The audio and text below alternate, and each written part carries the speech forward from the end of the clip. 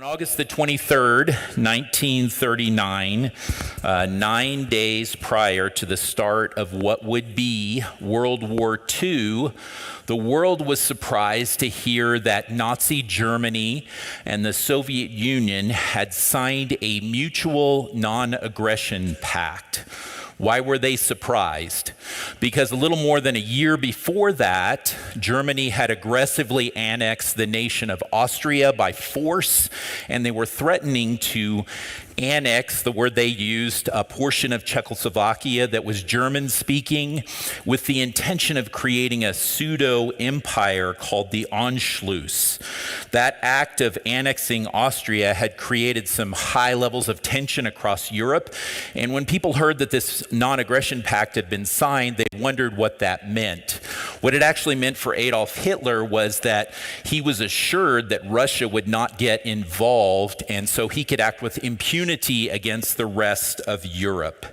Now, Joseph Stalin, the leader of the Soviet Union, was personally relieved to be avoiding conflict.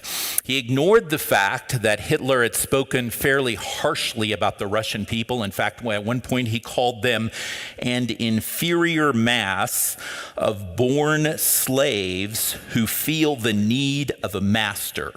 And the fact that more than once he had publicly stated his intention to drive the Russians further east so that he could expand the nation of Germany. Unbeknownst to Stalin, shortly after this non-aggression pact was signed, Hitler began to put plans in place for an operation called Operation Barbarossa, which was going to be a lightning-fast invasion of Soviet territory. But even when Stalin was warned of this pending invasion by the President of the United States, by the Prime Minister of England, he did not listen. In an article entitled "When Stalin Was Caught Napping," which was written by a man named Jesse Greenspan on history.com, where I spend a lot of time, it says this: border guards heard much the same about the invasion from captured enemy soldiers, and railroad workers observed huge numbers of Nazi soldiers moving east. Though not every report proved reliable, Soviet intelligence purportedly named the exact or almost exact date of the invasion no fewer than 47 times in the 10 days before Operation Barbarossa went into effect. The Soviets even recorded wiretaps of German officers discussing Hitler's plans, including one who declared, "They, the Russians, haven't even noticed that we are preparing for war." And another said, "The Russians, of course, will be taken unaware."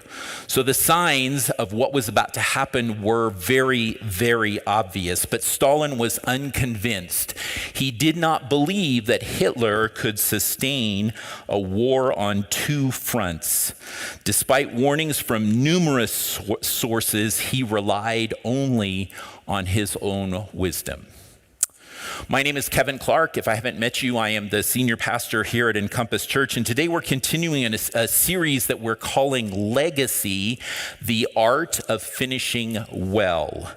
In order to unpack the topic of legacy, it makes sense to answer the question, what exactly is a legacy? One online dictionary describes it this way: a legacy is anything handed down from the past as from an ancestor or predecessor. So very simply put, it's something we pass down to the next generation. And most of us who give any thought to the future probably want to leave a good legacy. We want to be remembered well. We want to be people who, when others look back on our lives, see a positive impact that we made for the next generation. And the people who lived in the biblical era were no different in that regard. They also wanted to leave a good legacy. Now you might ask, is leaving a good legacy something that Scripture talks about? The answer is actually actually yes, and it speaks of it in many places throughout the Old and New Testament. One is in the book of Psalms. In chapter 50 and chapters 73 through 83 are all written by a man named Asaph. He was a Levite, one of several chosen by King David, specifically for the purpose of worshiping God in music, in songs, and in written psalms. So in Psalms chapter 78, verses 1 through 4, Asaph writes this: "Give ear, O my people, to my teaching. Incline your ears to the words of my mouth. I will open my mouth in a parable. I will utter dark sayings from of old, things that we have heard and known, that our fathers have told us. We will not hide them from their children, but tell to the coming generation the glorious deeds of the Lord and his might and the wonders that he has done." So Asaph in this psalm essentially describes the purpose of a legacy. He says, things that we have heard and known, we will not hide them, but tell them to the coming generation.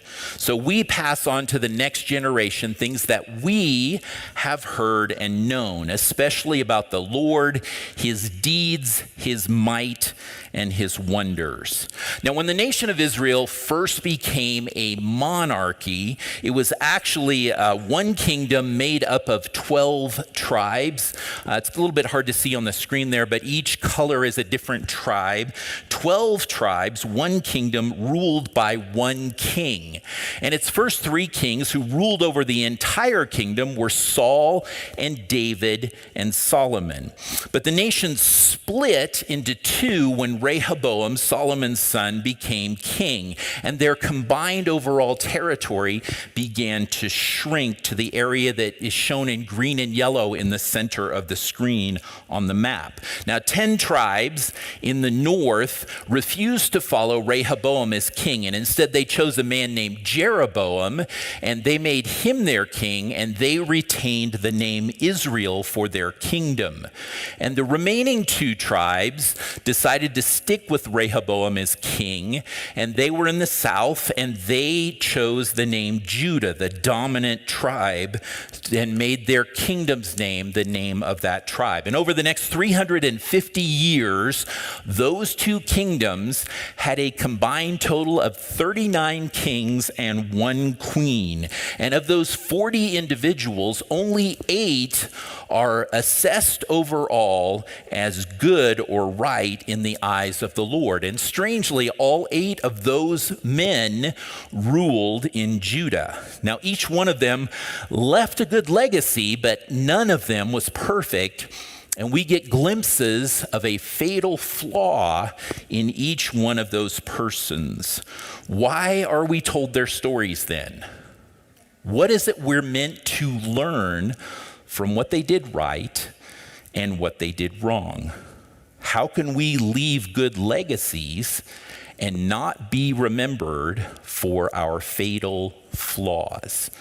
Answering that question is the purpose of this series. So if you have a Bible or a Bible app, turn to 2 Chronicles chapter 14.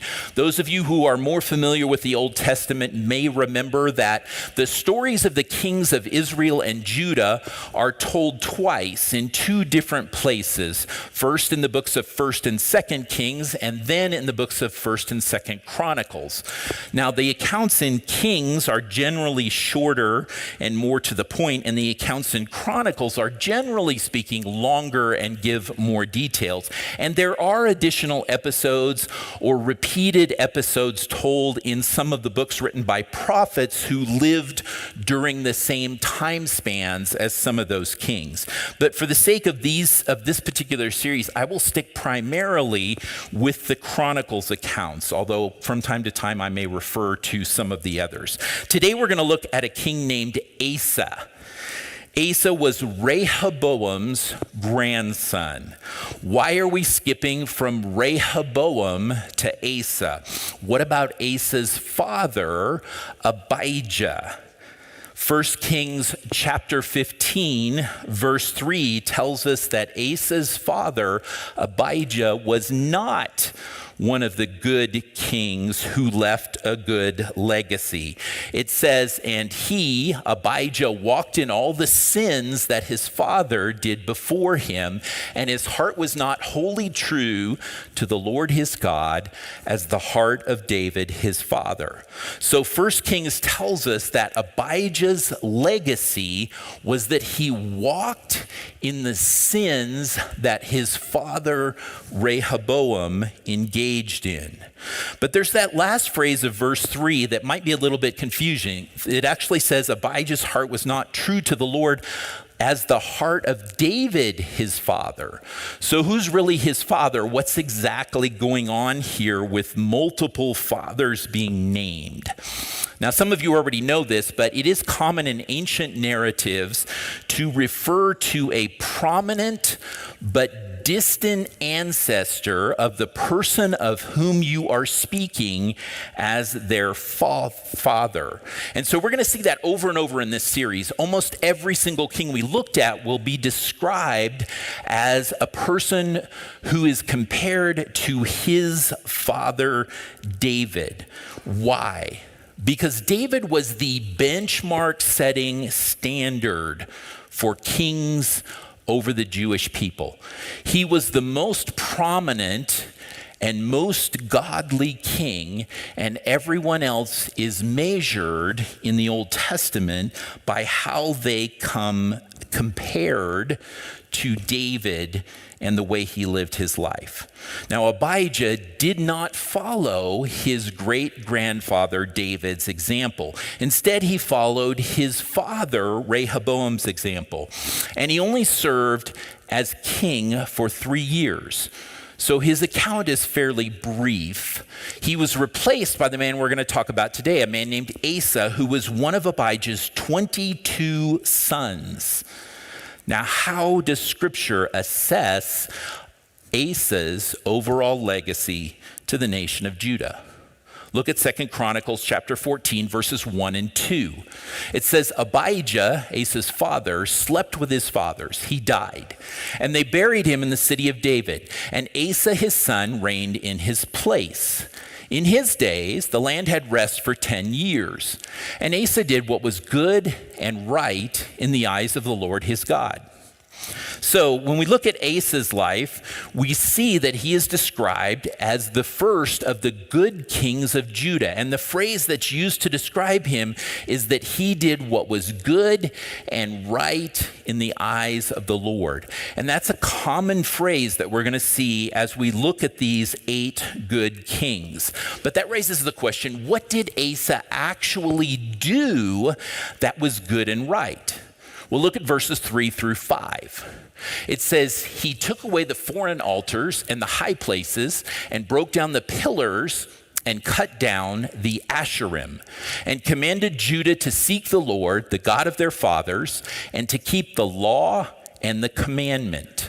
He also took out of all the cities of Judah the high places and the incense altars, and the kingdom had rest under him. He built fortified cities in Judah, for the land had rest. He had no war in those years, for the Lord gave him peace. And he said to Judah, let us build these cities and surround them with walls and towers, gates and bars.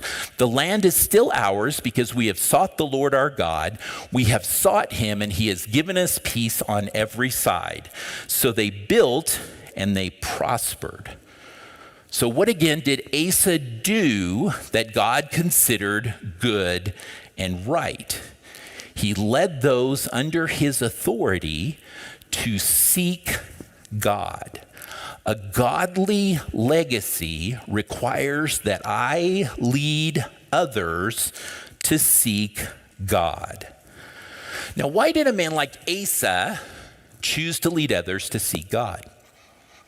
It doesn't explicitly say his rationale, but I think if he was paying attention, he could look at the life of his father, who lasted only 3 years as king, and say, I don't really want his legacy to be my legacy. And because his father was only king for 3 years, he probably was well aware of his grandfather's tendencies. Both of them made sinful choices. They are not assessed as men who did good and right. And Asa didn't want to leave the same legacy they did. So as soon as he became king, he did 3 things.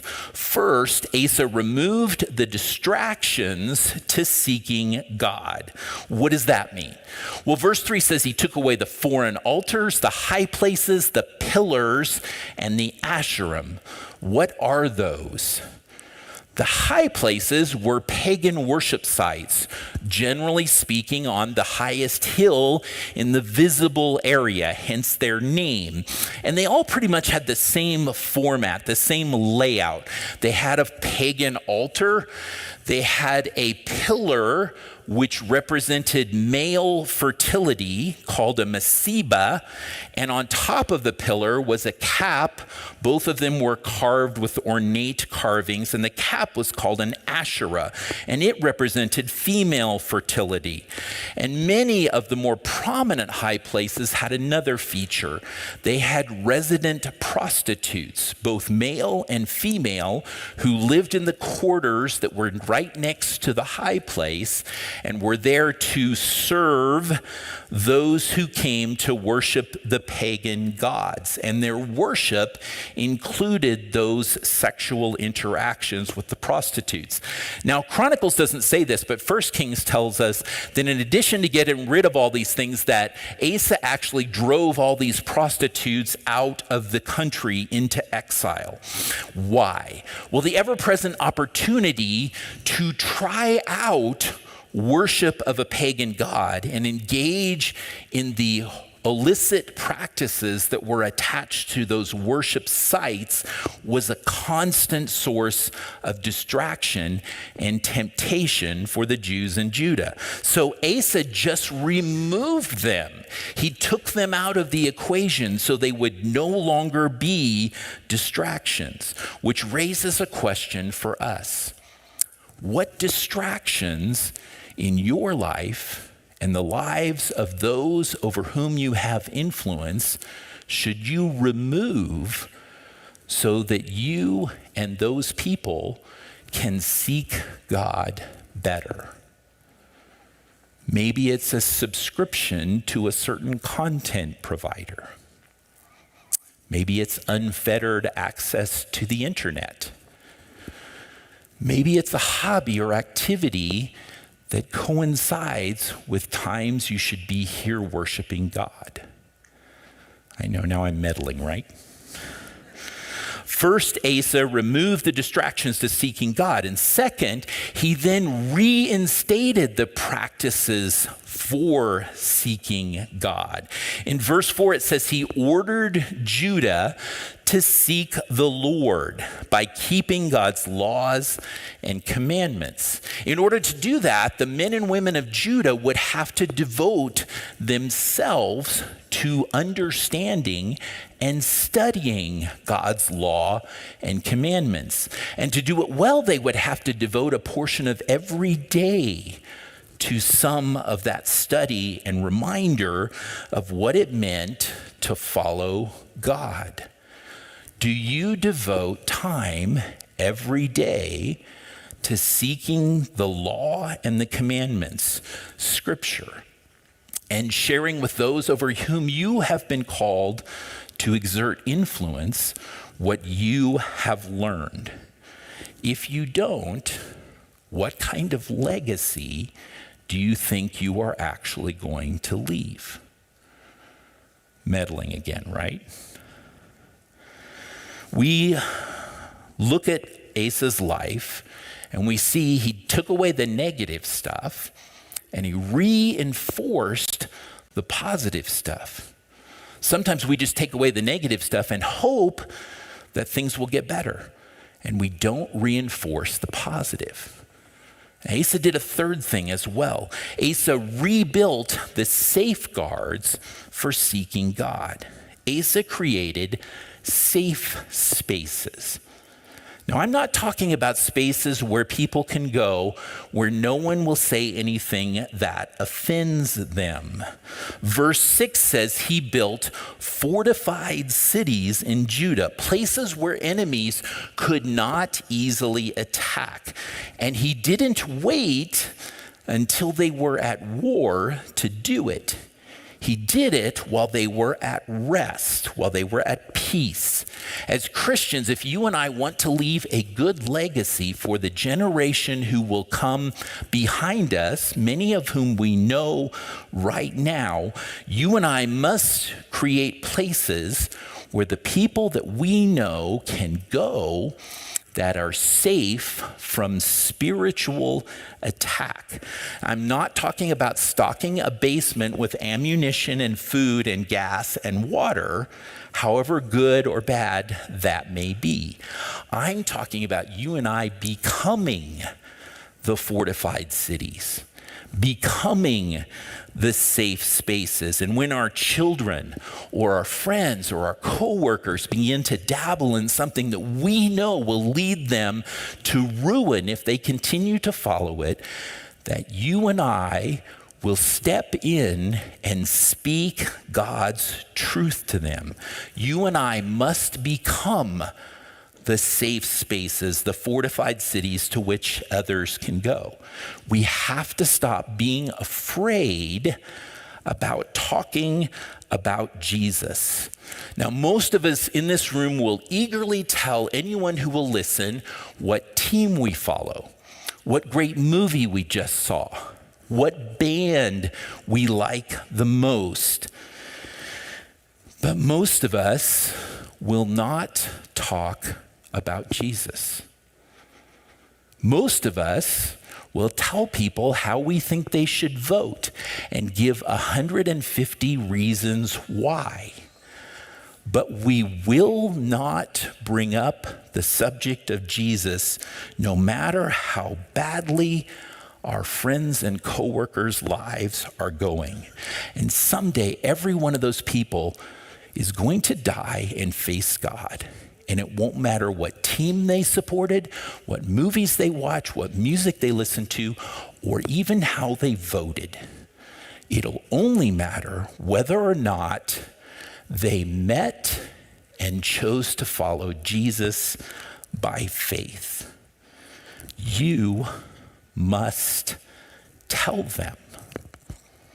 We say, but I don't really know how to talk about Jesus. Well, do what Asa did. Asa said, I've got some time on my hands. I'm going to build a fortified city. I'm going to prepare now before the inevitable spiritual war begins. So take some of the time that you invest in sports and music and movies and news, which just infuriates you anyway, and invest some of that time in learning the answers to the questions people are going to ask you about Jesus.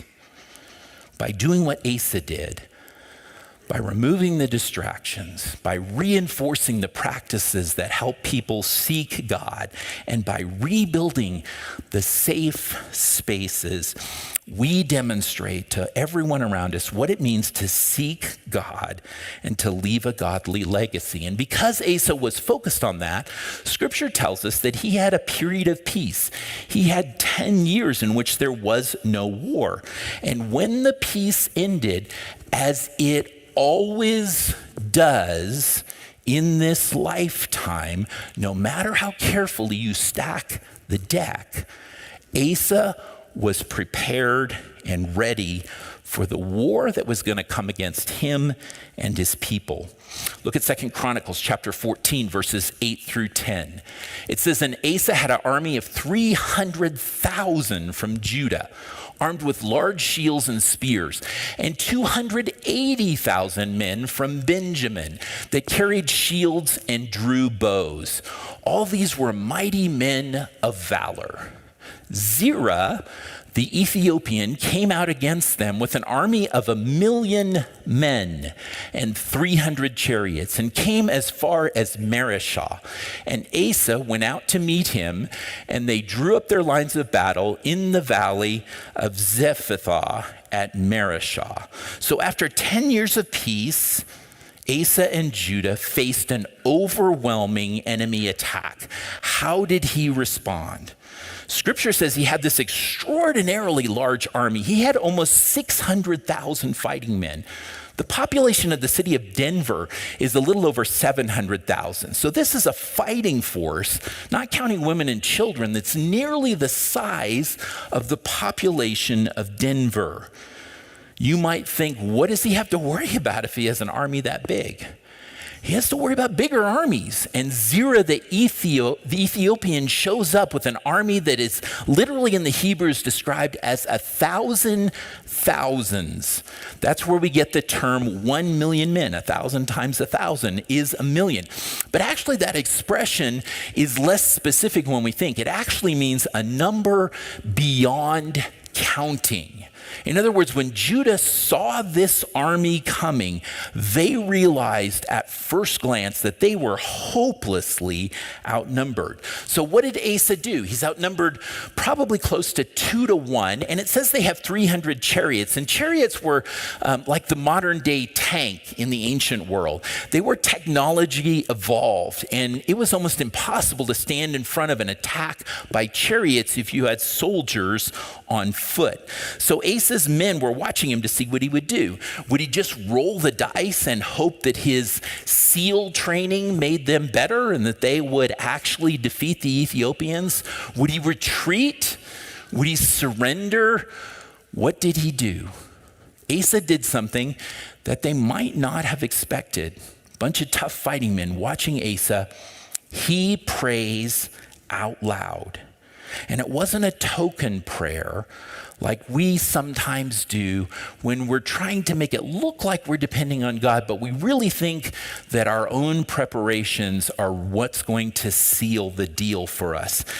Asa's prayer was a cry of public desperation intermingled with hope and faith. Look at 2 Chronicles chapter 14, verses 11 and 12. It says, "And Asa cried to the Lord his God, 'O Lord, there is none like you to help between the mighty and the weak. Help us, O Lord our God, for we rely on you, and in your name we have come against this multitude. O Lord, you are our God. Let not man prevail against you.' So the Lord defeated the Ethiopians before Asa and before Judah, and the Ethiopians fled." Asa knew in that moment of anxiety, the only thing that he could truly rely on was the God that he worshiped. And a godly legacy requires that you and I rely on God even after we have prepared ourselves. Now we know from Scripture that Asa and Judah were pretty well prepared. The distractions were removed, the practices were reinstated, the safeguards had been rebuilt. But God did not demonstrate his superiority through the exceptional preparations of that king. He demonstrated it through his own faithfulness. And the rest of the chapter tells us that the entire Ethiopian army fled when Judah attacked, and their losses were so great that in spite of attempting to rally themselves back to their initial strength, they could never recover. They were decimated, and Judah came back with extraordinary spoil after the battle. When they returned from the battle, a prophet sent by God met Asa with a message. So look at 2 Chronicles chapter 15, verses 1-7. It says, "The Spirit of God came upon Azariah, the son of Oded, and he went out to meet Asa, and he said to him, 'Hear me, Asa, and all Judah and Benjamin. The Lord is with you while you are with him. If you seek him, he will be found by you. But if you forsake him, he will forsake you. For a long time, Israel was without the true God and without a teaching priest and without law.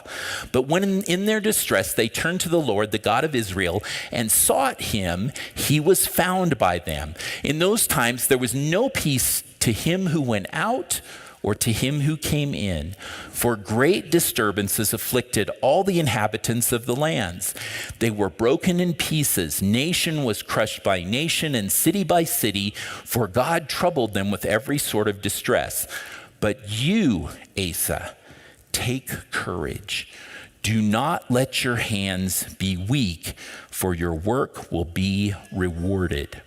So Azariah, a prophet, it's the only place he's ever mentioned in Scripture, spoke a promise to Asa that came straight from God.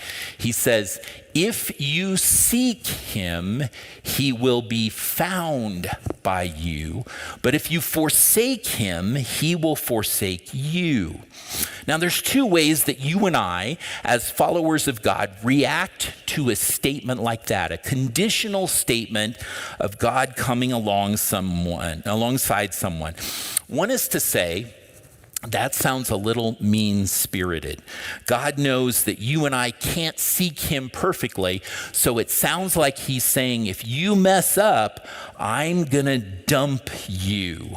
The other response is to say, no, that actually sounds incredibly generous. God knows that you and I can't seek him perfectly. Same conclusion. But he has promised that when we are faithful, he will reward us. How you and I respond to God and his condition-based promises shows others who you really believe God is. And a godly legacy requires that I pursue God, believing what? That he will get me if I mess up? No, believing that he will reward me. In the New Testament book of Hebrews, in chapter 11, verse 6, we're told this: and without faith, it is impossible to please him. For whoever would draw near to God must believe that he exists and that he rewards those who seek him. Asa was being challenged to live out his faith, not just to claim to have it, but to actually live it out, drawing near to God, believing that he rewards those who genuinely seek him. God's promise through Azariah to Asa was meant to inspire him to act in faith. So what did Asa do after Azariah brought that promise from God to him? Well, the rest of chapter 15 tells us a whole bunch of things he does that we don't have time to talk about today. It says he hunted down and removed every pagan idol. He repaired the altar in front of the temple, which was in disrepair. Then he ordered everyone in Judah to come to Jerusalem for a covenant renewal ceremony. And not only did all the people of Judah and Benjamin, the tribes he ruled, come to Jerusalem, but people from the other 10 tribes who had begun to hear how God was blessing Asa and his nation began to defect from Israel and move into Judah and Benjamin. And they also showed up in Jerusalem to be part of this covenant renewal process. And it even says that Asa went as far as removing his grandmother, the queen mother, from her position because in the past she had built an evil idol that led people to worship a pagan god. And so Asa says, not even family will keep me from creating this legacy. I will move everyone out of the way who has caused us to fall away from God. All of his actions were done out of faith, his belief that God would reward his pursuit of God. And then chapter 15 ends with a statement about Asa that describes God's overall assessment of his life. Verse 17 says this: but the high places were not taken out of Israel. Nevertheless, the heart of Asa was wholly true all his days. Wouldn't you love to end your life and have God say his or her heart was wholly true all his days. But what about that weird phrase that comes at the beginning? But the high places were not taken out of Israel. If you remember in chapter 14, it says twice that Asa took the high places out. So is this a Bible contradiction? There are websites devoted to alleged Bible contradictions, and this was one that appears on some of those websites. Is this actually a contradiction? No, it is not. Chapter 14 describes King Asa's efforts to remove all the high places. And to his knowledge, the ones that he knew about, he definitely and definitively removed them. He was wholeheartedly committed to it. But chapter 15 describes the sad reality that not everyone in his land was equally committed to those removals. And some high places remained, or perhaps were rebuilt by people who wanted to follow pagan gods. The second half of verse 17 says, nevertheless, the heart of Asa was wholly true all his days. So that line alone tells us that there was no hesitation on Asa's part and that made him leave some of these pagan sites in place. So God calls Asa good and right. Now you'll remember that I started this sermon by saying that every one of these kings we talked about, or will talk about, has a fatal flaw. And if Asa's flaw was not a reluctance to remove the high places, what was it? Flip over one more page, 2 Chronicles chapter 16, verses 1-3. It says, in the 36th year of the reign of Asa, Baasha, king of Israel, the 10 northern tribes, went up against Judah and built Ramah, that he might permit no one to go out or come in to Asa, king of Judah. Then Asa took silver and gold from the treasures of the house of the Lord and the king's house and sent them to Ben-Hadad, king of Syria, who lived in Damascus, saying, there is a covenant between me and you, as there was between my father and your father. Behold, I am sending to you silver and gold. Go, break your covenant with Baasha, king of Israel, that he may withdraw from me. So what's going on here? Well, the king of Israel, the northern tribes, the 10 tribes who defected when Rehoboam was king, they had decided to go to war with Asa and Judah. And Judah was on the southern border of Israel. And so Baasha's first big move was to attack and take over a region which included a road that was a main trade route in and out of Jerusalem. And he built a fortress on the road so he could control who got in and out to Judah and to Asa. Now, Asa's response to that is to gather up as much silver and gold from the temple and from his own palace and send it to a man named Ben-Hadad, king of Aram, who is on the northern border of Israel. And along with the silver and gold, he sent a message that said, our fathers had an alliance. I would like to restart that alliance. If you will accept my gift, then break your alliance with Baasha and attack him on the northern border while I attack him on the southern border. He cannot maintain a war on two fronts. Ben-Hadad agreed, and Israel, out of desperation, withdrew from the Judean border and went north to keep Ben-Hadad from coming into their country. Asa went to that fortress that Baasha had built, tore it down, took all the supplies that he built with, and reinforced his own fortress towns. So Asa was happy, Judah was happy, and then came bad news. Look at 2 Chronicles chapter 16, verses 7-9. It says, at that time, Hanani, the seer, another word for a prophet, came to Asa, king of Judah, and said to him, because you relied on the king of Syria and did not rely on the Lord your God, the army of the king of Syria has escaped you. Apparently, God was going to allow Asa to defeat Ben-Hadad. Were not the Ethiopians and the Libyans a huge army with very many chariots and horsemen? Yet because you relied on the Lord, he gave them into your hand. For the eyes of the Lord run to and fro throughout the whole earth to give strong support to those whose heart is blameless toward him. You have done foolishly in this, for from now on you will have wars. So God sent a message by another prophet, Hanani, to Asa. And he said, because you formed this alliance, because you trusted in a pagan king, you revealed where your trust lies. Wasn't it enough that I defeated the 1,000,000-man army from Ethiopia? Didn't you believe that I could defeat the smaller force that Israel and Aram together might pose as a threat to you? Why didn't you trust God to fight for you against Israel? Because you've done this, you will have to fight for yourself. You will always be at war. How did Asa react? He was so angry, he threw the prophet himself into prison, it says in stocks. And instead of repenting, he refused to engage with God.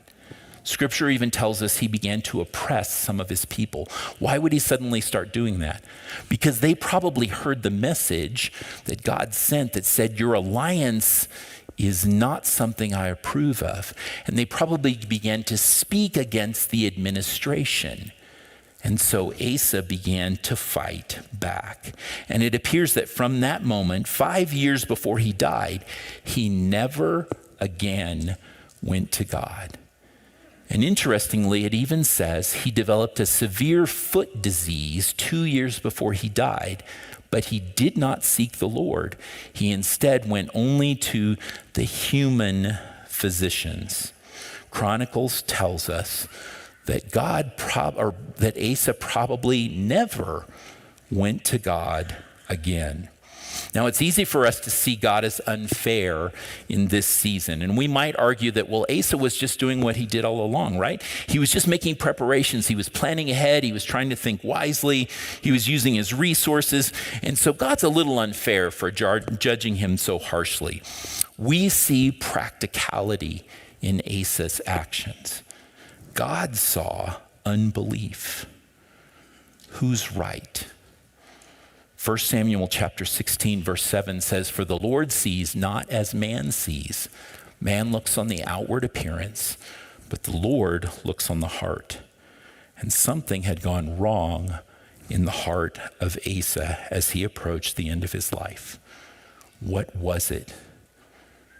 What had changed? Remember, we already established about legacy 3 things from the story of Asa. And I'm going to remind you what those are, but I'm going to do them in a slightly different order. First, I said a godly legacy requires that I lead others to seek God, and Asa did that in his early life. But in the end, he was no longer seeking God. He was relying on his own wisdom. Third, I said a godly legacy requires that I pursue God, believing that he will reward me. And Asa pursued God in his early life. But as he became stronger and more prosperous and more successful, he stopped pursuing God. And in that final episode, facing war with Israel, Asa no longer demonstrated belief that God would reward him.